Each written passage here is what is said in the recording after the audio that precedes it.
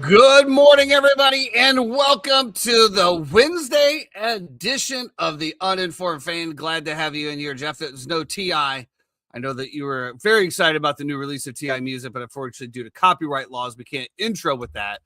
But I know that you're just excited from the DMCA free tracks that we always come into on our intros, because I know that gets your motor going. Looking fresh today, by the way. Thank you. Yeah, I just got a haircut. Been a busy morning.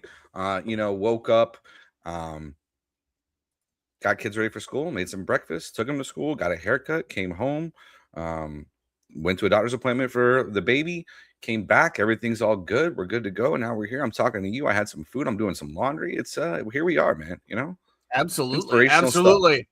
Another day. Justice Buff, man. Good to see you guys all. Marcus, are you playing golf? Sounds like he's playing golf. A little cold for my blood to be playing golf right now, but I don't remember seeing a text. Did you get a text, Jeff, about playing golf today? I didn't. It's okay. I'm not going to be that guy. I am. Better stop getting that cut, Jeff. It might not grow back. I don't think you ever have to worry about it. Look at that head of hair, Justice. Come on. We're not. Let me come on. We're not. Very nice of you to consider me and think about me and hope that I'm doing okay. And I appreciate that. Thank you very much. I'm good. I'm good. I'm good.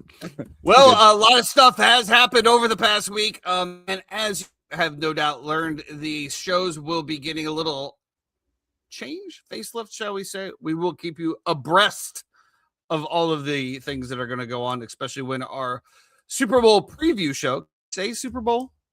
Are we allowed to say that? What are they going to do? Shut it down. They're going to remove all of our monetization. And also, by the way, thanks a lot for everybody out there on YouTube, TikTok. We are over almost at the 150 mark on TikTok. I'm not sure exactly where we're at on YouTube, but a lot of love on all of the YouTube. We're at like 198 on YouTube or something like that. So we got over 1,000 views on almost all of our clips. Thank you very, very much. Don't forget to hit that like and subscribe as we get going. Let's get into it. We got a lot of stuff to talk about to keep it in our stuff. Obviously, this is a Roast Me Wednesday, according to Justice, and worst coaching hires he's ever seen. So let's get into it. First of all, let's start off. The breaking news, obviously, Todd Monken hired in Cleveland. But before we get to that, Bill Belichick is released that he has been snubbed as a first ballot Hall of Fame coach. Obviously, the players, coaches, media experts, uninformed fans, everywhere year-round or all around the world has an opinion here. Jeff, I'm going to give you the floor let's hear your opinion first. Do you even know my opinion on this? Yeah, we didn't even talk about this in pre-show, so this might be quite shocking and stunning to you. I'm good with it. I understand. I watched Portnoy's whole rant that he went on Bill Polian, and he sucks and he could never beat him, and people are just haters and blah blah blah. You could say all that. Bill Belichick's going to be in the Hall of Fame. Does he deserve to be a first ballot Hall of Famer as a coach? Absolutely, probably. Is there things that have always been a little? I used to always say this about the Patriots, right? Scandalous. The Patriots would always push the rules to the point where they would bend and they would try not to break. Sometimes there was a gray area right there that got crossed over on. You can talk about Connor Stallions. You can talk about Spygate. You can talk about Deflategate. You can talk about different things in different situations that always came up with the specific head coach, the specific team, and the specific organization. Now, is that knowing your rule book to the T and trying to push those lines? Sure. But also understand that when you come up for awards like this, it's going to be judged by a group of your peers. And if you're hated by everybody who is there because of the actions and the course that you took, then you're going to have to be okay with this decision as well, too, and not cry uncle about it. That's my opinion. So not even a group of your peers, though. I mean, because we're talking about also the media. And let's be honest, how did his media conferences go off? Yeah, terrible. He was a curmudgeon the entire time. Most of the times, treated people like assholes. Now we've seen since he's left the Patriots that he's opened up, like a beautiful flower. Maybe that's from his 20-something-year-old girlfriend who's got him opened up and feeling great. But yeah, I mean, for the most part, when he was in that tenure, he was not the most likable person in the world. And that's absolutely fine. Right. You don't have to be. But you also have to understand that with every action, and I teach my kids this all the time, you can say whatever you want. You can do whatever you want. There will always be a reaction to whatever your action is. And just because you say something and you have freedom of speech and you have free will doesn't mean you can't get your shit rocked as well, too, for saying what your opinion is. Keep that in mind. And we're seeing that all over the political world. Great point. Yeah, I mean, those are fair points. Outside of the cheating scandals, with your point, they always push the limits, but didn't break. Well, they did break a couple times, and they were fined, and loss of this, loss of that. So those ones, yes, they did break the rules. As far as the media goes, I don't think that should play a value in it. I mean, yeah, okay, you can say he was mean to me in a conference, but that doesn't take away his accomplishments. Super Bowls. But I will say this, and what a lot of people are also saying is if that is the reason, which I don't think we'll ever know the reason, because let's be honest, again, it's a closed door format. Very few people are going to be like, hey, this is exactly what was said. There have been leaks of the Spygate, of the Deflategate, other things that had gone around the Patriots organization. And there's also been a lot of people that just said, look, the way that it works, there's 5 people. I can only vote for 3. I assume Bill was getting in. So I took my vote from Bill and put it to someone else that I thought should get in. There's a lot of that going on as well, which goes back to the whole format of the situation. And I will have to agree with, I think it was Greedy this morning, who simply said if there's 5 people on the ballot and all 5 of them deserve, then they should be able to be voted all 5. Like, why do I only 100%. have to pick 3? Like, it makes zero sense. If it's a Hall of Famer, they're a Hall of Famer. As far as the first ballot thing, we've seen this shit from the media before. What was the dude that didn't vote Ken Griffey Jr.? He was the only one, so he wasn't unanimous first ballot Hall of Famer. Junior his and career. Jeter, I believe, too, was Jeter. Jeter was in that same space. I think there was one person who didn't vote for him or something. I think there was a couple on Jeter. I think Ken Griffey Jr. was the only one that everybody said this dude is 100% for. And I can't remember what the guy's name is. I think it was a schmuck out of Chicago. Yeah, I don't know, and I think his reasoning was that nobody deserves to be a first. Dan Le Batard. Dan Le Batard. No, it wasn't Le Batard. No, it wasn't Le Batard. Le Batard's definitely not out of Chicago either. Le Batard has been in Miami for his entire life. Who denied Griff Jr. first ballot Hall of Fame? Who denied it? Who denied it? Who denied it? It's funny you talk about Le Batard. I just saw Pablo Torre put something out there about the owner of the Memphis Grizzlies. The new scandal after they moved on from the Kawhi Leonard and being endorsed for the tree thing is the owner for the Memphis Grizzlies is in the business of making drones, and the drones in the company that he has been using are that he has been selling drones to Russia that have been being used on Ukrainians. And so what is the morality clause there of if you're going to be a weapons manufacturer and seller and who you should be allowed to sell to and how that should be disclosed as well too. So good old Pablo Torre just stirring the pot once again. According to this, I don't know, Jeremy, maybe you can look at, maybe this is in here. Here it is. 3 people. Yeah, it's got 3 people didn't vote for him. I thought it was just the one, but you know what I'm getting at. There's been great points. And if the point is of the Spygate and Deflategate, that means Brady's not getting in first either. Because you can't hold that against Belichick and then have Brady, who obviously was right there with it. Yeah. I think the Spygate thing though is tough because you're filming. And so you can put Spygate on Belichick. Deflategate is on Brady. I also don't think that Deflategate is actually a thing, but he deflated balls, Jeff. He deflated balls. It's going to be very interesting. There's always a range of where the ball can be. Anyway, I don't want to get into this. Anyway, we're fine. His balls were below. You liked them a little under, easier to grip. Well, let's get into coaches. Aaron Rodgers likes them a little bit inflated. So let's get into coaches that are actually still relevant in the NFL. Todd Monken, as we said to start the show, hired in Cleveland. Jim Schwartz still under contract here. Nothing coming out yet to see. Obviously, I think the first words is that the Browns would like to keep him on. For sure. You talked about John Harbaugh getting Todd Monken up in New York with the Giants, and I said it didn't really feel like that was going to happen, that he was going to go. Turns out he ends up going into the dumpster fire that is Cleveland. Cleveland gets, I guess, an offensive mind at the head coaching position, something I feel like everybody's going to go to eventually. Jeff, what are the initial thoughts here? Monken to the Cleveland Browns. It's an interesting hire. I mean, a guy who's been around the league for a long time, most recently with the Georgia Bulldogs, and now Baltimore Ravens. Yeah, he's an offensive guy. It'll be interesting to see where they want to go next year. Because Deshaun Watson, I guess, is going to be a thing. And Justice, it looks like the Raiders are going to get Kubiak, I believe, the OC from Seattle. It's the only reason something hasn't been announced yet. I would love if they kept Schwartz. Stay tuned to later in the show. You're talking about one of the best defenses and better coordinators in the NFL being able to stay on. I think that'd be great as well to have both of them there. That'll be interesting to see how Monken does as a head coach. I don't know what to expect. This just in from the 3-time.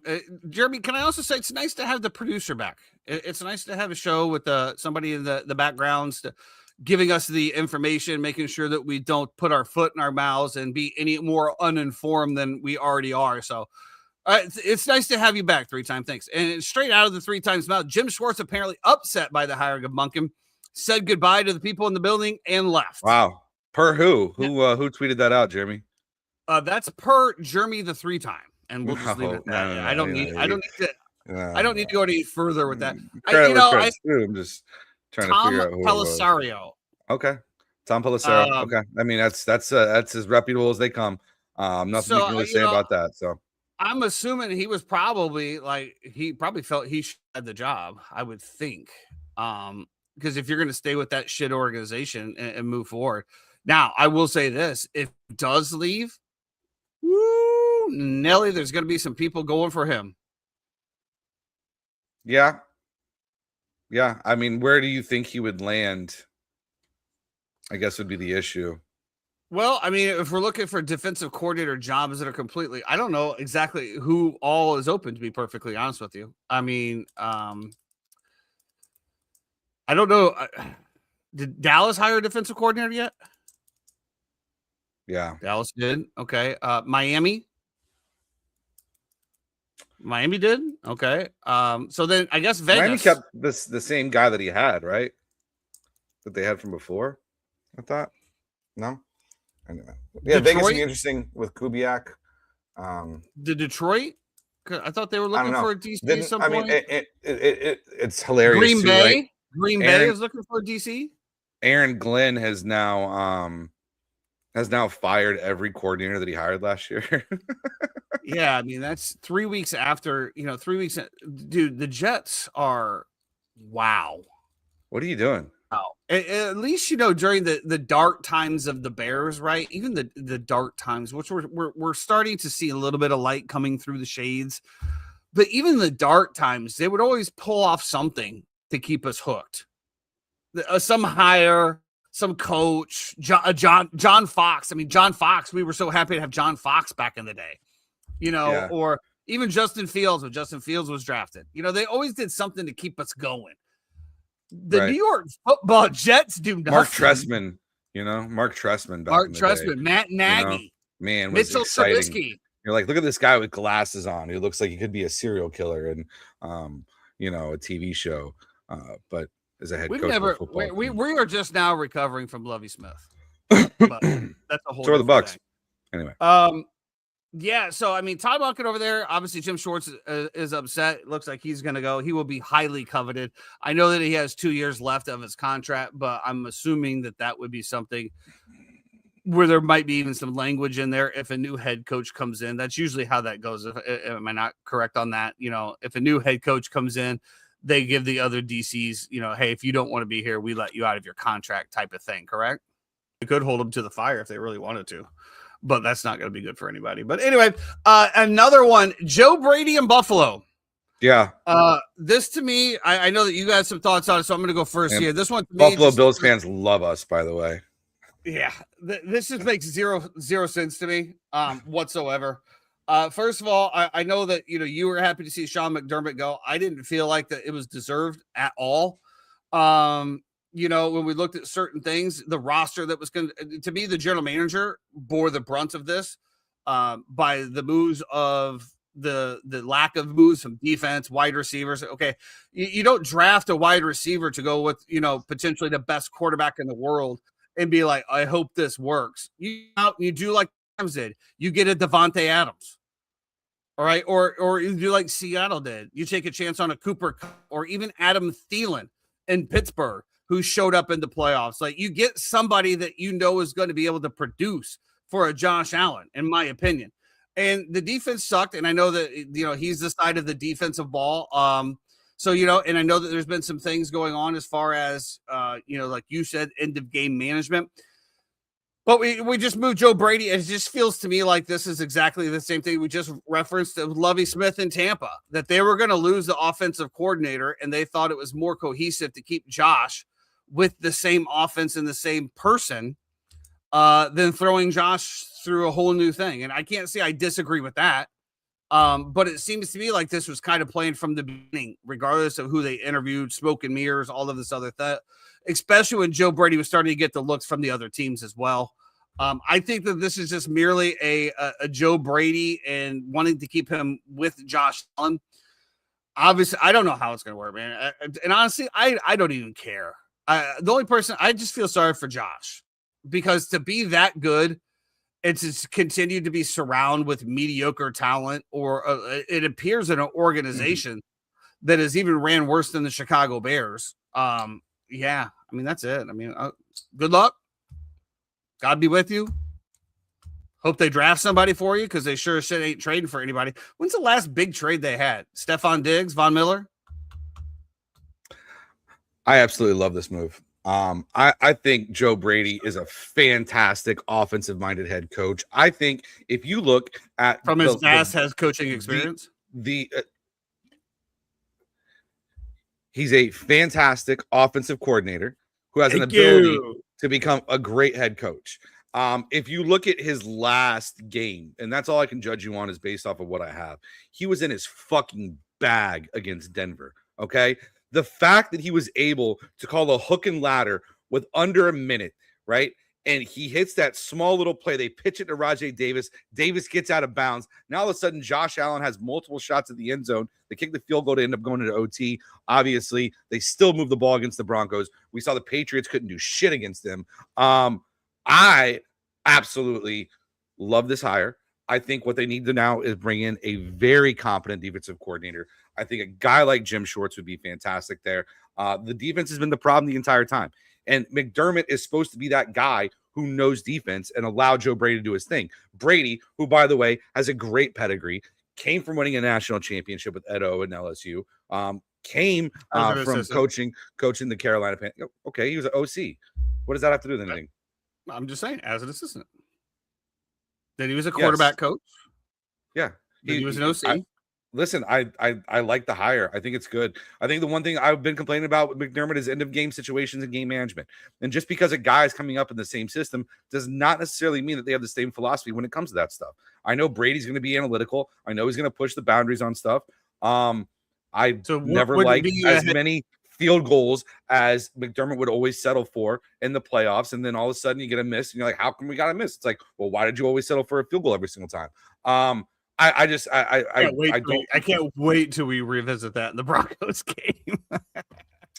Yeah, I told you I actually liked the call. I know that's why you're wrong. But I'll give you the fact, okay, that he's a great OC, and offense was not the problem. My biggest question, my biggest issue is, okay, so we're taking what was a phenomenal offense with subpar talent with a high level quarterback.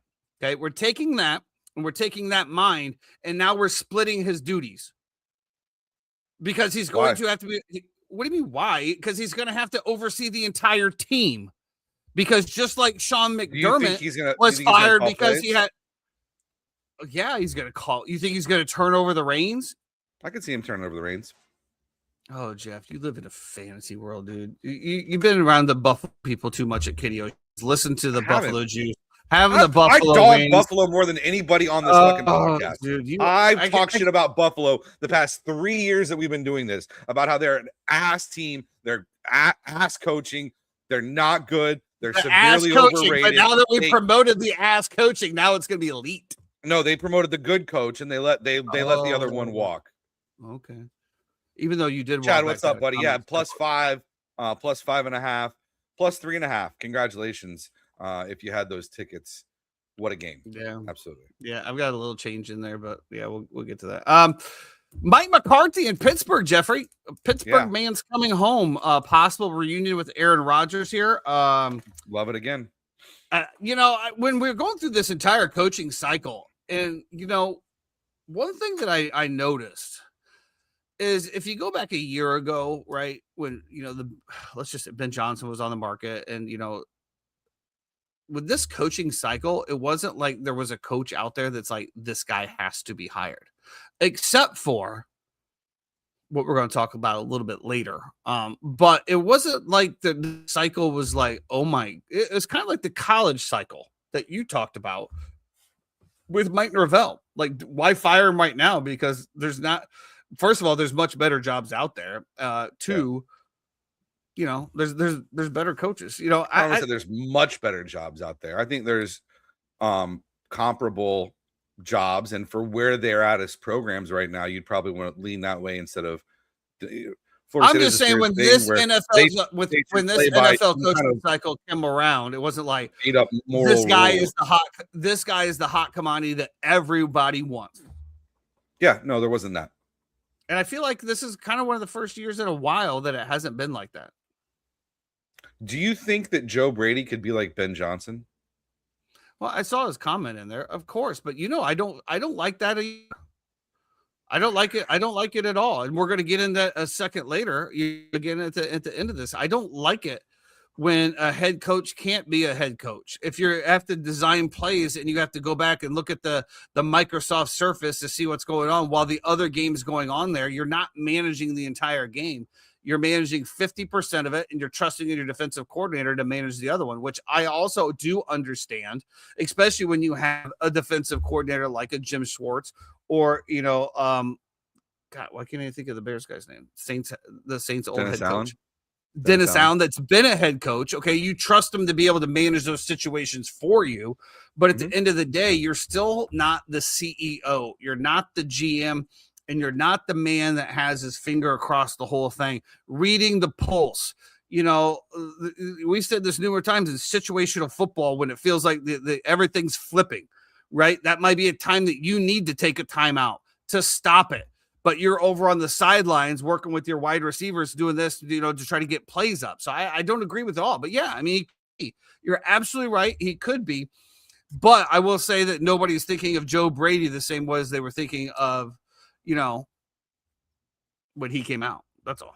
We'll see. Sure. He could be a great coach, man. He could be a great coach. Absolutely. I'm not knocking him.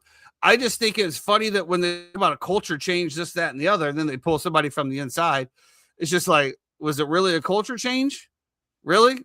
Also, the general manager that we said hasn't surrounded him gets promoted. That's a culture change. Like, it could be a philosophy change, but I don't think about a culture change. It could just be a puppeteer, and I hope that that's not what it is. But it seems to be like the Bills owner, the Bills GM, like to have a little control of the situation. Let's be honest, Joe Brady's not one that's going to come in and start demanding his own players. Whereas we talked about this, and could he be a Ben Johnson? He could be, but Ben Johnson commanded that respect before he walked in the building. Well, I do think that there should be a little bit of both of that, right? Like, obviously the general manager will make the final decision on what's going to happen, but you can't make somebody be on Chopped every single night, every single week, and be like, here's the ingredients, go figure it out. Sonny Weaver Jr. did it. Like a chef should have say over the ingredients. Sonny Weaver Jr. did it. It's a movie. He didn't ask his head coach. It's a fucking movie. What do you think about Mike McCarthy in Pittsburgh, Jeff? I mean, I saw the press conference. I love the emotions being back home in Pittsburgh. I could see him being there for 10 years. Honestly, I don't. I really, to your point, a lot of people are saying that he was hired to keep Rodgers, which I know that apparently they loved Rodgers in the building. I think that I think getting Rodgers back for another year until you can figure out exactly what you want to do with the quarterback. Maybe you draft a quarterback, but we also know that Rodgers isn't necessarily the nurturing type to develop a quarterback. Maybe that's changed, especially if he knows this is my last year. They got a lot of issues on the defensive side of the football with contracts, being one of the top paid defenses and one of the more underperforming. A lot of stuff going on over there. But when we look at the stability over the Pittsburgh Steelers over the years, 30-year coaches, obviously this would be the one that breaks the norm. The other two coaches, Bill Cowher, Mike Tomlin, hired in the early 30s. Now we go on to a 62-year-old coach. I don't foresee him coaching until he's 93. I could be wrong, though. I think he could be there 10 years. That's about the max.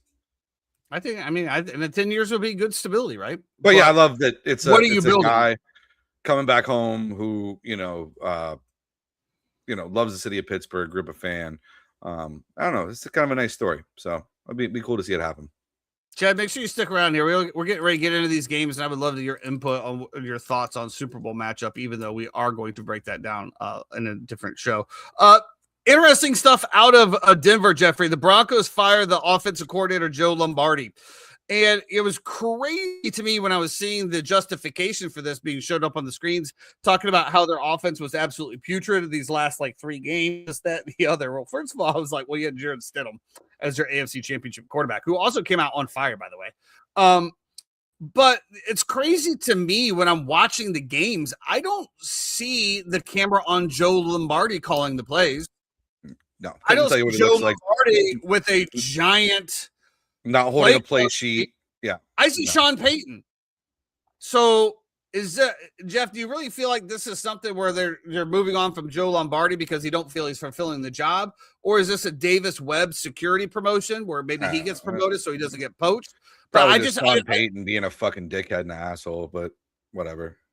I just don't understand. And to the point, maybe you can shed some light on this. As the same thing with Ben Johnson, because Deacon Doyle is their offensive coordinator for the Bears, who's getting looks.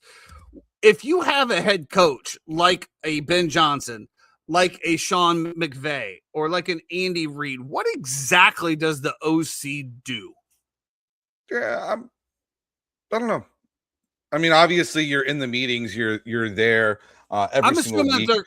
Putting I'm assuming they're going to run the practices, right? Yeah, like, maybe you call those position players and stuff like that. Also, like, where does the OC who just got fired, who was Ben Johnson's right hand man in Detroit, who just got fired by Aaron Glenn in New York, does he come back now to work with Ben again? Does Ben carve out a role for him? I mean, there's tons of things everywhere. So I don't know.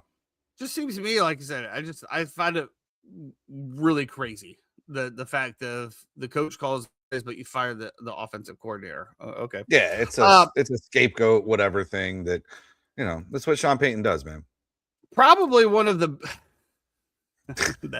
that Saints hate is just coming through the microphone. He's a dickhead. He's like a documented dickhead, though. Like, it's not like I have some hot take that Sean Payton's an asshole. Do you have the same aggression towards Billy Boy? Who?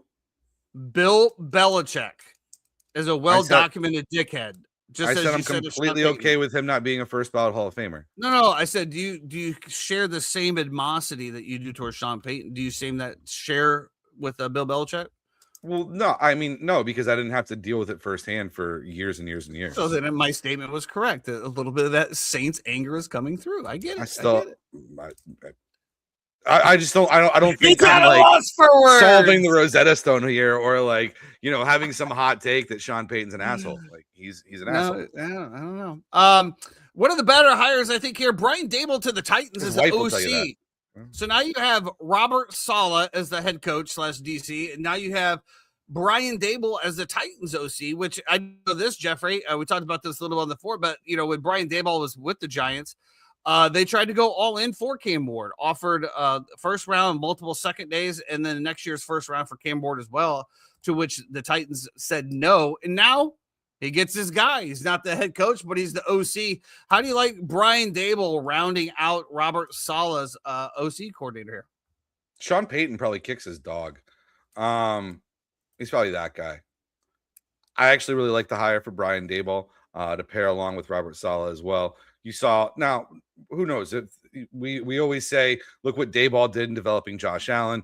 Who knows if that was more Daboll or Allen? I like to think that Daboll is a really, really good coach who just had some unfortunate situations happen up there in New York. I understand the argument about him running Jackson Dart last year toward the very end, and what was the point in that, and putting a kid on the line who's supposed to be your future going into the blue tent.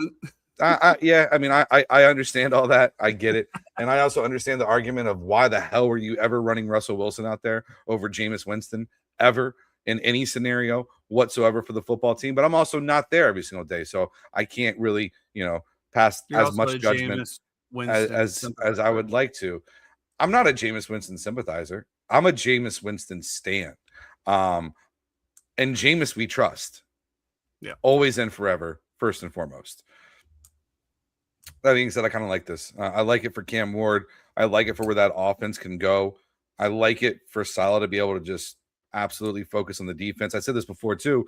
If you look at what Bowles was, right, the first time that Bowles was a head coach with the Jets, he was terrible.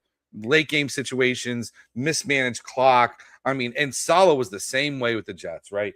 he was awful. Now, what Bowles has been with the Bucks, huh? Was Saleh really awful though? Defense was not, still in the top 5. Defense was fine. I'm talking about late game head coaching decisions and situations that you need to be making with a high success rate. Okay, can I also say this? What late game decisions were they involved in? They were getting smoked every game. They were not getting smoked every single game, but neither here nor there. To finish my thought, I do think that Saleh will continue to get better at those situations. Timeouts, field goals, analytics, when to go for it, when to kick it, different things like that. And I think this will be a nice little, 1-2 for him as Daboll has a little respite for maybe a year, maybe 2 before he gets another head coaching gig. I agree. I think it's going to be good. To Chad's point there, I'm not necessarily going to go on their totals. I'm not a big total guy, just simply the fact I think I can just make the same amount of money betting certain games. So I've never been like a win total guy. Plus, it wraps up that money for the entire year, and I'm poor, so I don't like to do that. But I will tell you, Cam Ward was pretty good at the end of the year as well too. I thought he got better as the year went on. But I will tell you that I will be definitely digging into their fantasy players next year.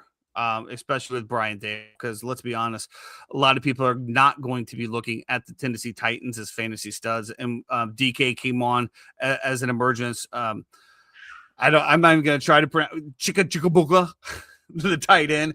Didn't really pan out this year. We'll see how he looks in that offense. I think there's going to be a lot of good stuff that's going on here. So as we boil it down, we only have a few teams left with no head coach, if I'm not mistaken.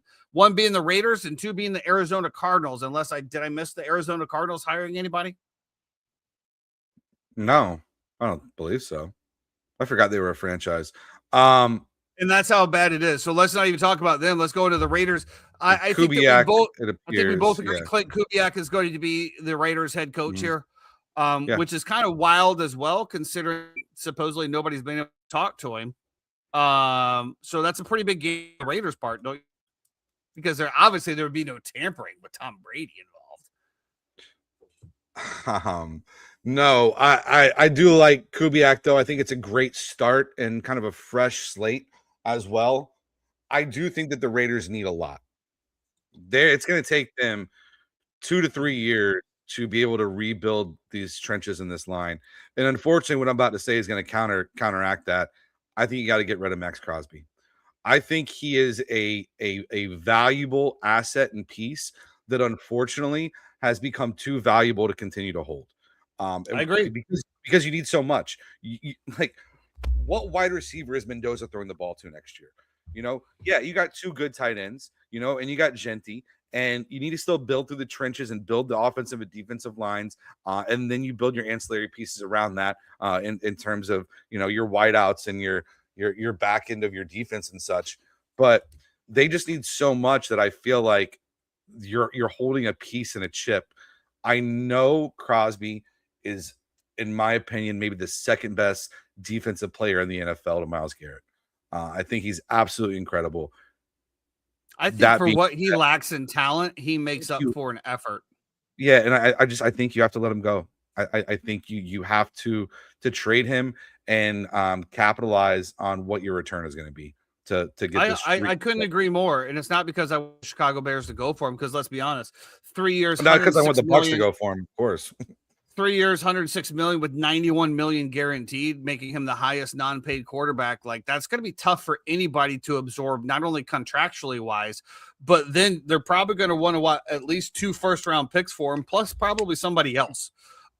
So let's be honest, that is not necessarily an easy move. But to your point, and like we said before, back when we were talking about the Bears and Roquan, and I don't know how that one really even played out, because he hasn't really been the Roquan at the consistency at the Ravens, but we were just so far away, like especially when we got rid of who's the guy that's D-line that's on the Chargers now, or was on the Chargers, was on the Raiders as well.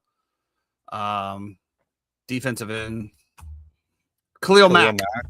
Yeah, thank you 3-time for chiming in with that. Khalil Mack, kind of the same thing there. He's been great the whole show. The 1 minute he steps away, you just Yep. Blame him Yep. for no reason. Here he comes running That's in. insane, dude. I got your back, Jay. That Of was course you do. uncalled Of for. course you do. There's a Uncalled giant for. circle jerk going on around there. But anyway, Can I we set agree this with up you. real quick though?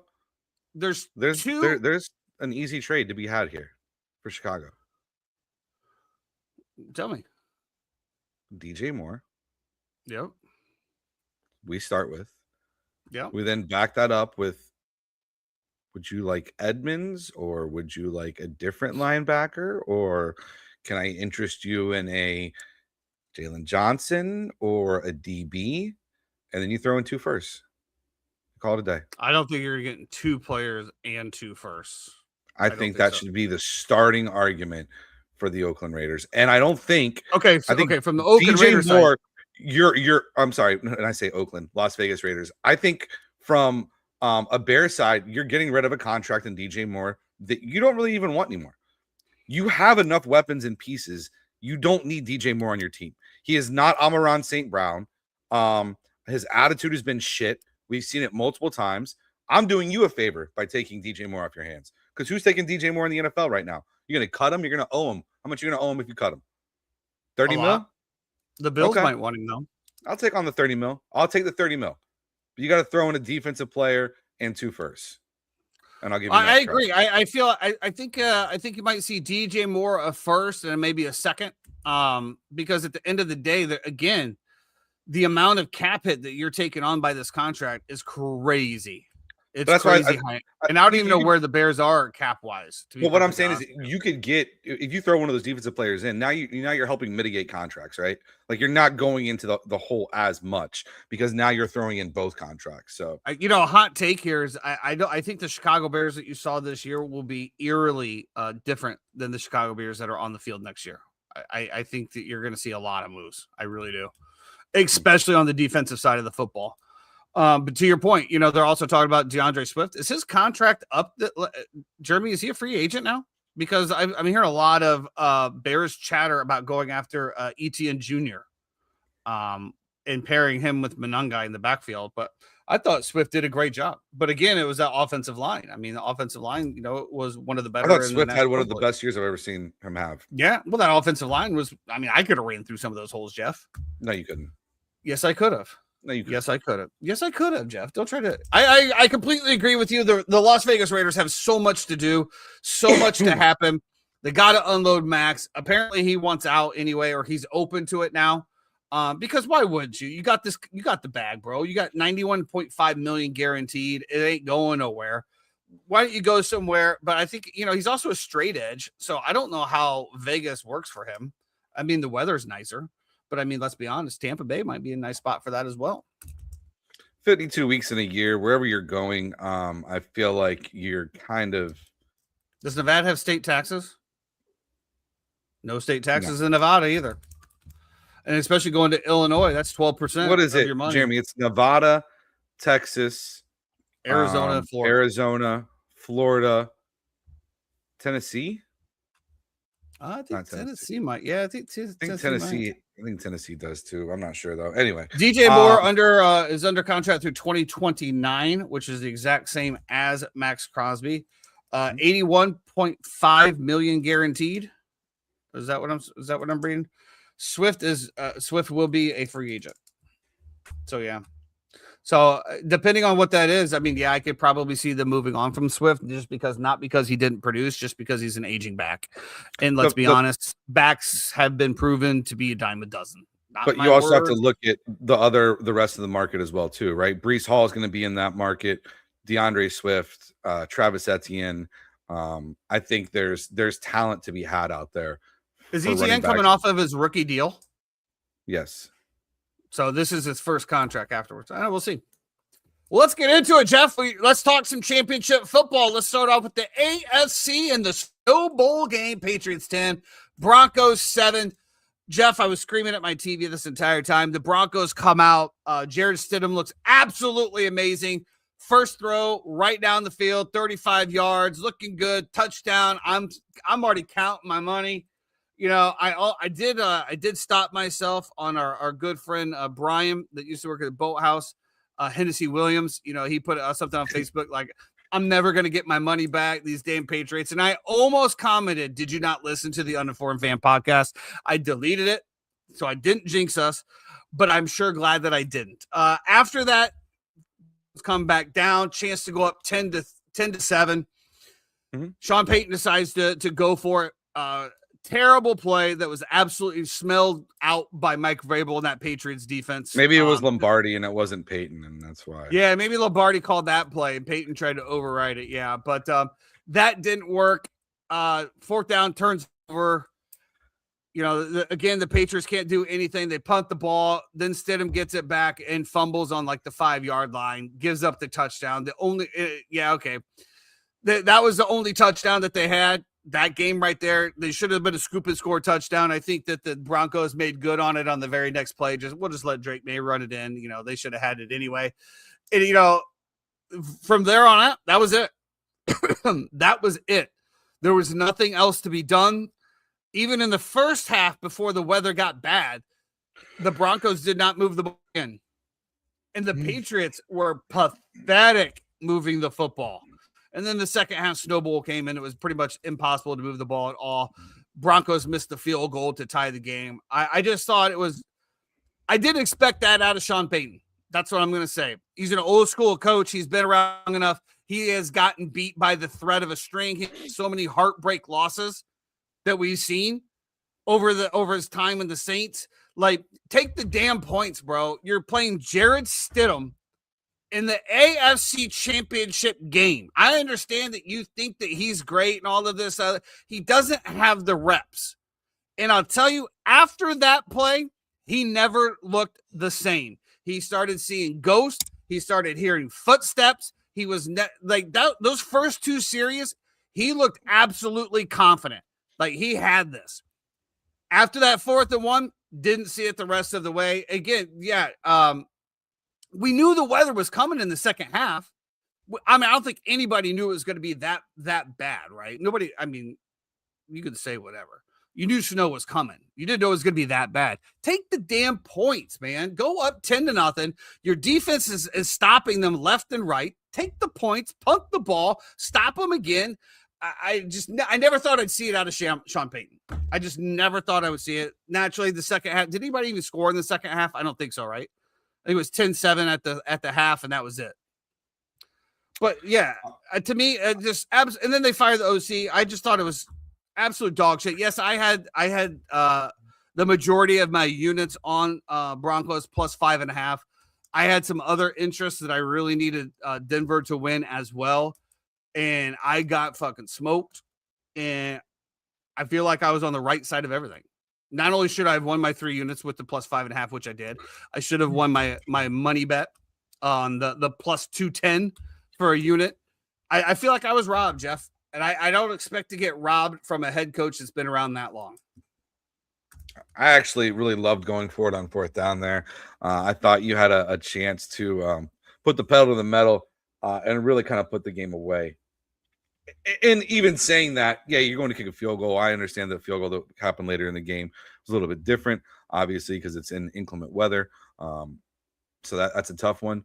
But I just hated the play call. I thought the play call was terrible. I think on that previous play, Stidham had just run for like 9.5 of the yards, right? Like he got him to 4th and half a yard by getting it around the edge.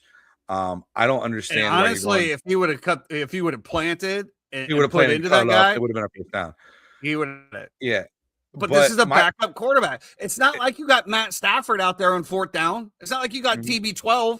You got Jared Stidham, who hadn't taken a snap in years. I thought there was too many situations, and even on the turnover where you get these weird, like kind of naked boots with guys, coming down his face with tons of pressure. Clip that. StreamYard clip that. I just, for a guy who hasn't been in that situation to have that many dudes in your face like that, it's tough. So I just felt like, which is exactly why you don't go for it. No, but I think maybe the play call is you get like a tush push, and if even if those guys are in your face, now you're just blasting right through them. instead Bro, by getting pushed from the where's our back. rainbow flag guy? I mean, he would be So having a day with I this just think commentary. I thought that that would have been maybe more apropos. Diddy looks like Diddy and lost to Pats.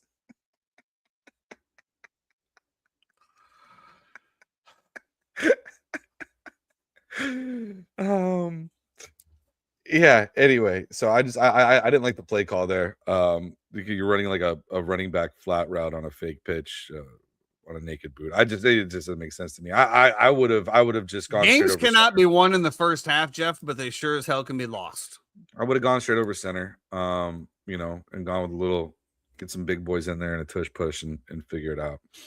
I disagree because they could not even move the ball, and even the play that they had, that defensive line from the Pats was blowing up the offensive line of the Broncos on almost every play. Huge. Stidham's a big guy. It's not like he's Kyler Murray out there. But you don't. So let me, Jeff. It's a trip to the Super Bowl, bro. These don't come along very often. Yeah. Why would you put it in Jarrett Stidham's hands? You have arguably the best defense in the entire league. Definitely the best defense. We thought they're a little overrated this year, but okay. Well, their numbers would beg to be different. You have a top 5 defense. You are in the AFC Championship game playing against a rookie quarterback who is also depending on his defense.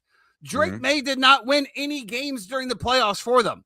That defense did. They held them, 7 points, 8 points, I think, throughout the entire playoffs. Kick the field goal. You don't need to do this.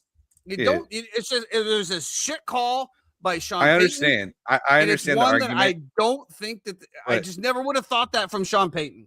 I don't mind the call going for it on 4th and 1. I just didn't like the play call personally. So I just don't understand why you would ever put it in there. Congratulations to the New England Patriots, though. Yeah, congratulations. Fumbles bouncing their way and all kinds of stuff, and probably the second most annoying fans on the planet. The cockiness,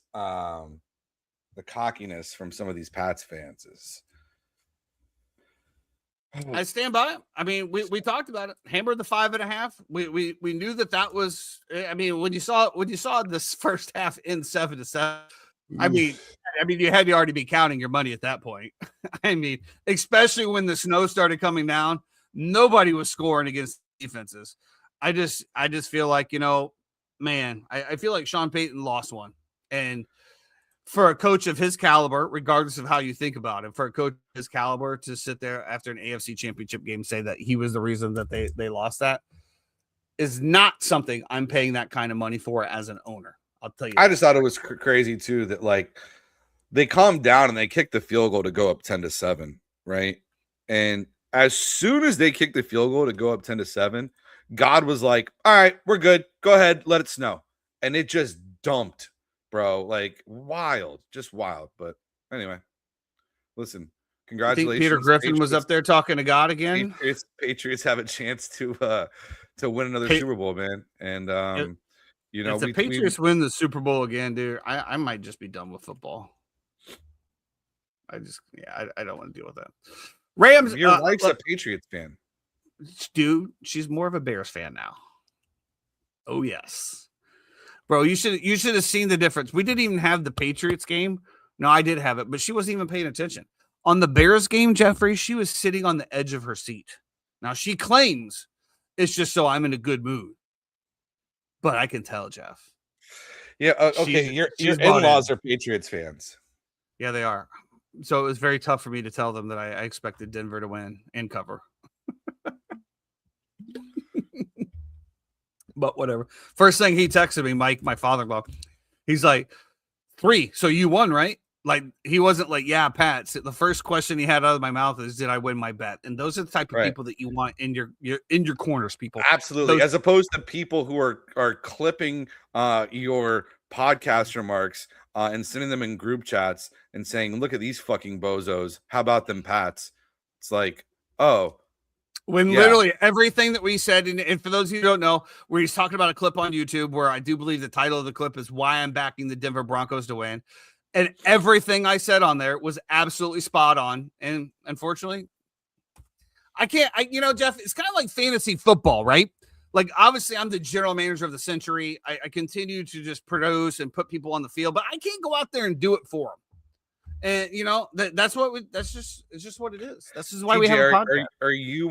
Are you out enjoying the perks of being a Disney employee and playing some golf today as well too, or are you just firing out, hanging out? Well, they're not playing at Disney. They're playing at Palm. Oh, well, must be nice. Rams 27, Seahawks 31, Jeffrey. Sam Darnold has exorcised the demons, and this house is now clean. Congratulations, Sam Darnold. You shook off everything that we said that had been going on with you. You played an absolutely great game. Give the man his flowers. Give him a parade. Do whatever you got to do, because Sam Darnold, I'm riding you to the Super Bowl. Sam Darnold, baby. Jackson Smith-Njigba goes off again. Obviously, on the other side of the ball, Puka Nacua. Wow. I honestly don't see how you lose with Puka Nacua and Devontae Adams and Matt Stafford. I just don't see it. I really don't. Yeah, this is a tough one. I thought for sure the Rams, and obviously they come down. Seattle plays great defense, stands on their heads. They're fighting on the sideline after Reek Woolen has his little meltdown. What an idiot as well too. What an idiot. It was really tough. Congratulations to the Seahawks. Great win. I would have liked to have seen Matt Stafford have won and rode out and been done. The question becomes now, will he come back for another year? I think I think you do, but I don't know. I don't know. Why? I thought Aaron Darnold was coming out of retirement. When? During that playoff run. That was the reports that were leaking, that he was coming out of retirement for that playoff run. Bro, Aaron Donald, come on back for another run, bro. Get your boy another ring, and everybody ride off in the sunset together. Because there's no way with that team that they shouldn't have won the Super Bowl. I will tell you though, the defense is what let them down. That offense, I mean, you're putting up numbers. The Seattle Seahawks, again, probably another top 5 defense, maybe number 2 for sure. And the Rams still hung up 27 on them. That's just. But who would have thought the Seahawks offense would have put up 31? And when I'm watching Sam Darnold stand in the pocket like an absolute stud muffin, arms all around him, and he's just slinging it. That one that he threw, it was either to Cooper Kupp, I think, where Cooper was kind of coming and he came back for the touchdown. He bounced off. Dude, that pocket was all around him. He stood tall. He fired it right on him. Dude, Sam Darnold, just not enough good things to say about you. And I'm looking right at you now, Minnesota Vikings. You look like an absolute dumbass now. Now we can officially say it. The Vikings, you look like a dumbass poverty organization. You let go of a guy that had won you so many games in the last 2 years. He had the bad playoff game. But, I go back to as well. Was the criticism deserved? Yes, he didn't play good. But how many people go out and play a really good very first playoff series games? Shout out Sam Darnold. Congratulations.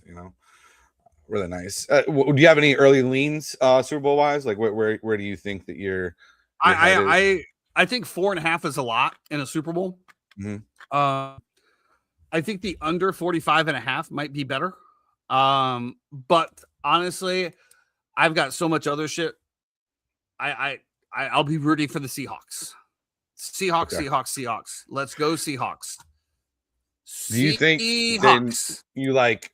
So we always say about like betting the Super Bowl. Sometimes if you think a team's gonna win, right, you focus on like maybe an MVP, or because you're gonna get way better odds in terms of how it's gonna get done. And when you break down how they're gonna win the game too, how is that gonna play out? Now you look at New England, right?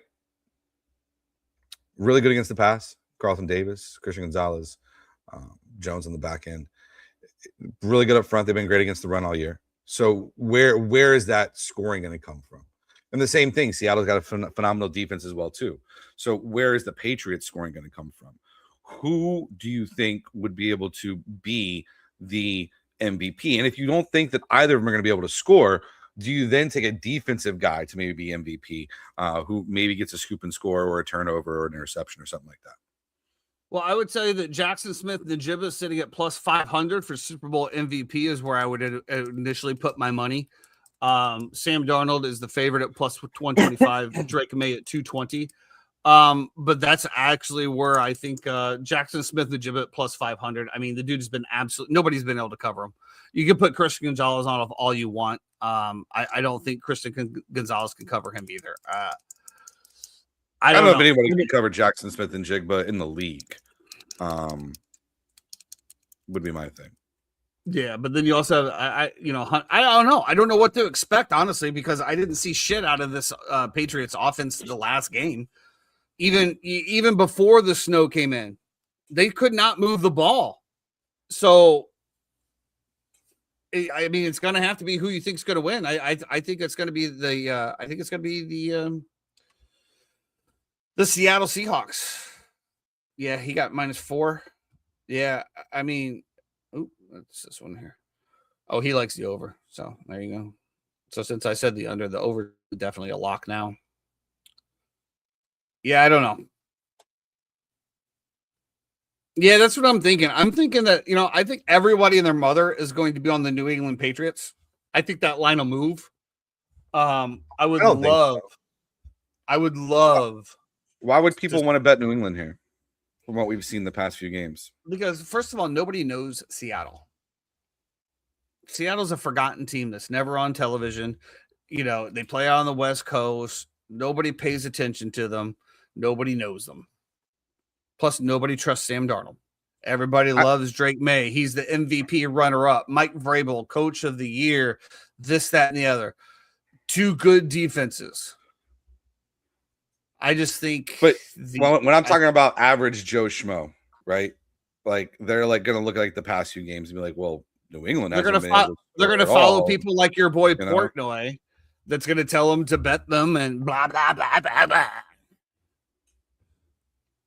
Yeah, Dave's annoying. You got Davey Portnoy out there banging on everything. You got Bill Belichick in the headlines. The Patriots have way overexceeded. Who's beating the drum for the Seattle Seahawks, Jeffrey? Who's carrying the flag that's going to put them into the social media spotlights? Who's going to be the influencer that says the Seattle Seahawks are the way to go and guide the sheep into the stables, Jeffrey? Because that's what it is. Dad. Like, I think live betting will probably be the way to go here. It's interesting. The propaganda machine is crazy. My wife is telling me, she's like, how about this Drake May from New England? I'm like, what? She's like, yeah, his wife, is all over my Instagram and everything like that. She's so cute. She has her own baking thing. She just got her own show. She's doing this and this and this. She's such a success story. I'm just like, what is going on right now? The propaganda machine is spinning hard. Social media, bro. Social media. You can't get away from it. Yeah, and that's what I'm saying. I just don't. Who's Sam Darnold has no model that's in the news. Don't worry, Chad. We're gonna have one more show before the Super Bowl anyway. Yeah, I know that's my early leans. I don't know. We'll see what happens. A few other things to wrap it up before we get out of here. Mensah gets out of his Duke contract after a settlement, only to be paid bazillions of dollars to go to Miami and not win the ACC once again. Congratulations. You played yourself, but you got paid.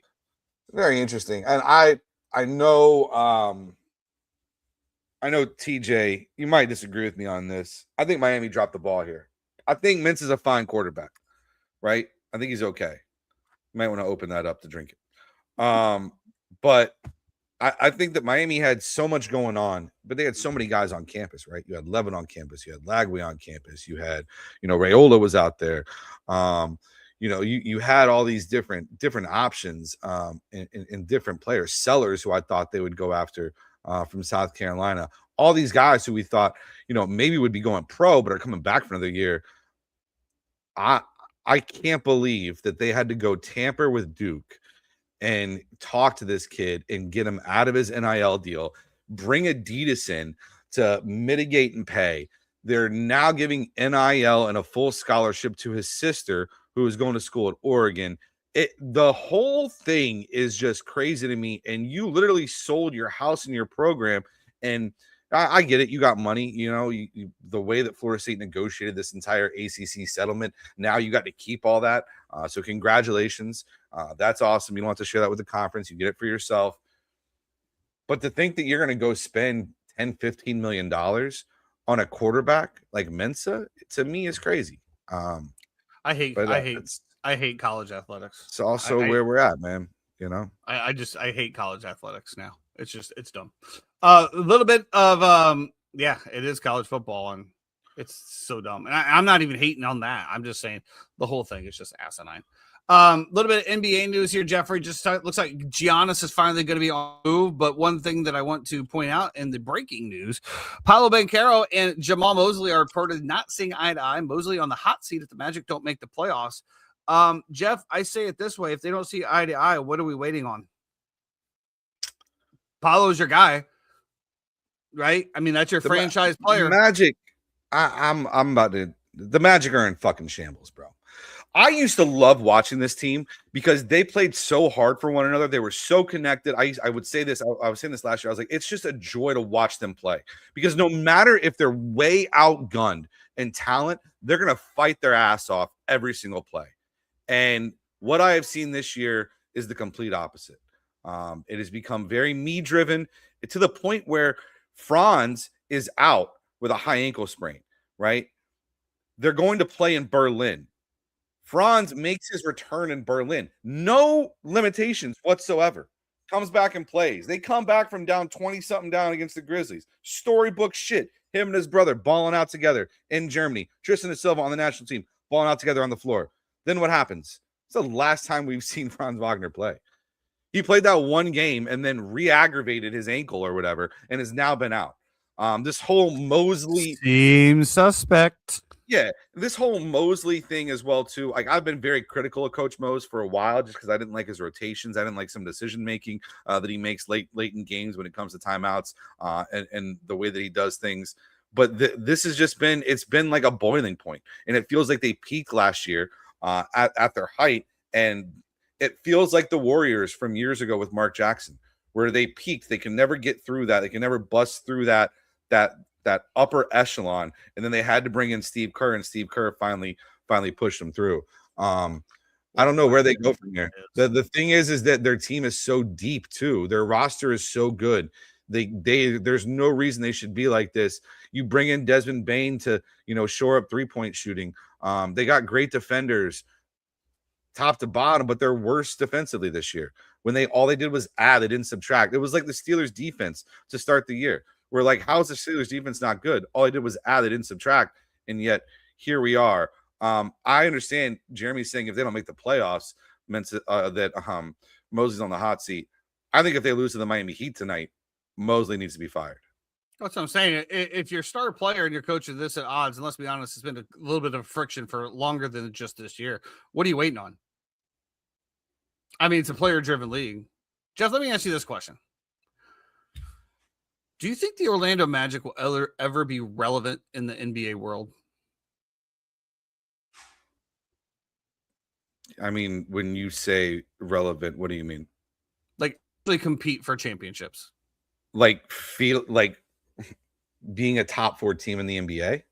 Yes. Be like when you go in, you know that your team is going to compete for a championship every year. Well, I mean, they were a top 4 team in the NBA and NBA Cup this year. They made it to Las Vegas with the Knicks, the Thunder, and the Spurs. We're not talking about Mickey Mouse rings, Jeffrey. We're talking about actual NBA Nobody chips. said it's a Mickey Mouse ring. I did. Just did. I literally just said it. The NBA in-season cup is a fucking joke, which is why the Knicks aren't raising a banner, unlike the LA baby Lakers that have to put up an NBA Cup banner. That's just, I mean, the question remains. Put up an NBA Cup banner. It's not like you're putting up a championship banner. It's an NBA Cup. The LA Lakers hung it right next to their championship banners. Yes, they did. That's their franchise. So I get back to the other question. Will the Orlando Magic ever be a serious NBA competing team? I mean, they have been. They just haven't been lately. When have they been to the Eastern Conference Finals? They've been to the NBA Finals twice. Over the entire history of the program? Over 30, 40 years, 30 years, right? So 2 Eastern Conference Finals appearances over 38 years is we're okay with that?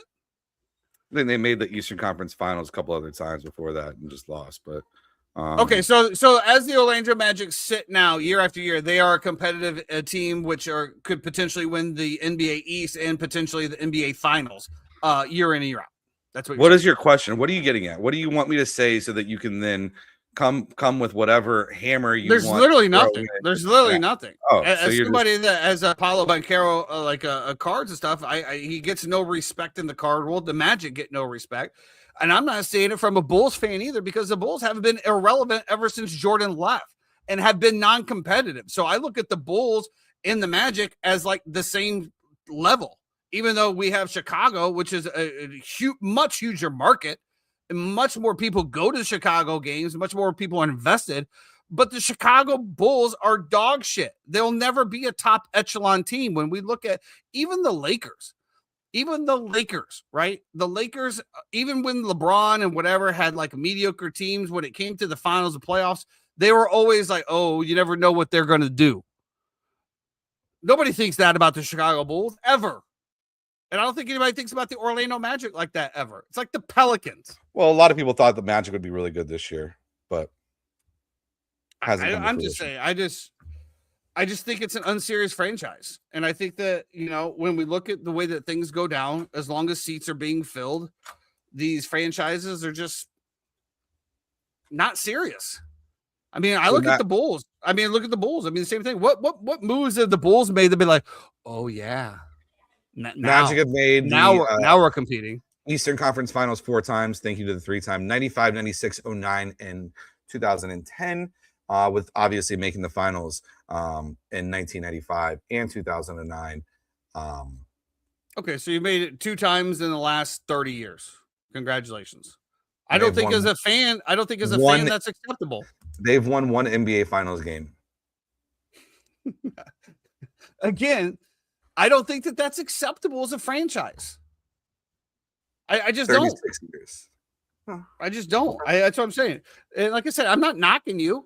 There's not as much parity though in basketball as there is in football, with the way everything works. Well, it's just you have a lottery with bouncing ping pong balls that you have to hope to win to get the best player after tanking for as long as you possibly can for the entire year to try to have a chance at those odds. And then somehow miraculously it used to be the other way. That ping pong ball bounces to teams that it mathematically should not, and somehow they end up getting, LeBron James goes to Cleveland, Patrick Ewing goes to the fucking Knicks, Cooper Flagg goes to Dallas after you trade Luka. Anthony Davis goes to Pelicans. Well, back then it was New Orleans. Still the Pelicans. New Orleans Pelicans. I think they were the New Orleans Hornets though. No, that was Charlotte. Was it the Pelicans back then when he got drafted? Score one for the Gipper. Zion Williamson going to them as well. I don't know, Jeff. We did, correct me if I'm wrong, but the NBA didn't used to be a lottery system. It used to be the worst place team got the first pick, but then teams started tanking and this, that, and the other. So that's when they changed it, correct? So what is the answer? How do we get? I think it's absolutely. The first ping-pong ball that bounced too was Patrick Ewing. I don't know. I just think it's absolutely egregious. You got the Boston Celtics, which seem to be there every year. You got the Nuggets that seem to be there every year. You've got, I don't know what, Jeff. Is there 30 teams in the NBA or 32? 30? Let's just say whatever. 16 in each conference. Let me ask you a question. Outside of the top 5, let's say 6. Does anybody else have a chance? So out of 32 teams, how many teams really have a chance of winning the finals? The fact that you even have to think that long just tells you how shit product the NBA. Because when you look at the NFL or Major League Baseball, I mean, when you look at the Toronto Blue Jays just took the Evil Empire to game 7. Nobody put them on a paper to have a shot, and there they go. I just think that the NBA is probably one of the most shit products in all of professional sports. Good luck to the Magic tonight. Hope they win. Big game against the Heat. Hopefully the coach gets fired. Hopefully they turn around and they play together and connected. So we're not back until next Wednesday. I think we're Friday. Huh? We're doing the show before the Super Bowl, correct? So you want to do next Friday? Yeah, let's do the Friday. So next Friday, the 6th of February, which is also my wedding anniversary. Oh, and my big brother's birthday. Yeah. 7 years, Jeff. My wife wants to go to New Orleans for her birthday. Why? Actually, I don't even get into it. She wants to go to Paris. Paris, France? Yes. And I was like, I can take you to Vegas to the Paris out there. Go to Paris, like, Texas. Well, she's like, let's just go to New Orleans because, French Quarter and blah, blah, blah. I'm like, take her to Disney French Quarter. Okay. Looks a lot the same, but a little less of the extracurricular stuff going on. Well, that's going to do it for us today. We will be back February 6th before the Super Bowl kickoff to get all of our props. We're going to dig deep in some of these Super Bowl props. I mean, they all come out of the woodwork for this one. It's going to be an interesting game. Chad, hit us with your props too, please. Yeah, absolutely. Chad, we'll be back on that Friday. Make sure you're here. Until DJ, then, Justice, Buff, everybody, thank you. If you happen to be traveling between now and then, please, for the love of God, stay out of the left-hand lane. Be great. Bear down.